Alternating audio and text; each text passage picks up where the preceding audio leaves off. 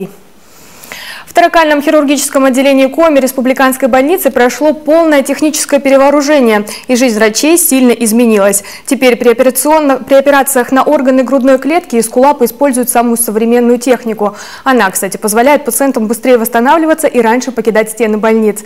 Высокие технологии оценила Виктория Палкина. 20-летнего Евгения Рябошапка уже готовят к выписке. На ноги после сложной операции на грудной клетке житель Удары встал на второй день. Осложнений нет, рана заживает быстро, говорят врачи. И держать его долго на больничной койке смысла нет.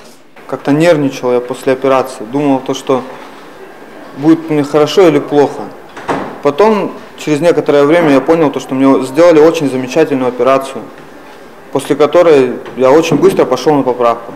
Клинический случай с Евгением Рябошапко торакальные хирурги называют уникальным. Во-первых, опухоль в грудной стенке, которую у него обнаружили, встречается очень редко. Во-вторых, сложнейшую операцию по ее удалению провели в короткие сроки. На помощь пришло современное оборудование – мини-видеокамера и манипулятор. В данном случае видеокамера позволила нам изнутри посмотреть на это образование и определиться с ее границами, ее распространения.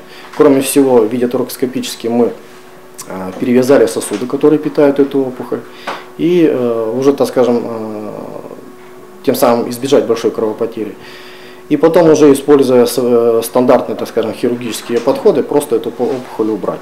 Оборудование в операционной торакального отделения практически полностью обновили. Закупили наркозные и электрохирургические аппараты, эндоскопическую стойку. Такой технический шаг вперед на треть сократил сложные операции с большими разрезами. Новое оборудование нам значительно позволило улучшить качество нашей работы, облегчило состояние пациентов, сокращает сроки проведения наркоза, время самой операции, позволяет уменьшить кровопотери во время операции.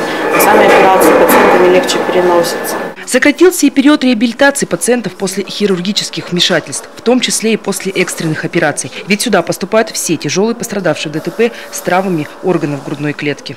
Сразу же после ремонта, который сделали в операционный год назад, все помещения здесь осветили. А над входом появилась икона святого Пантелеймона, покровителя всех врачей.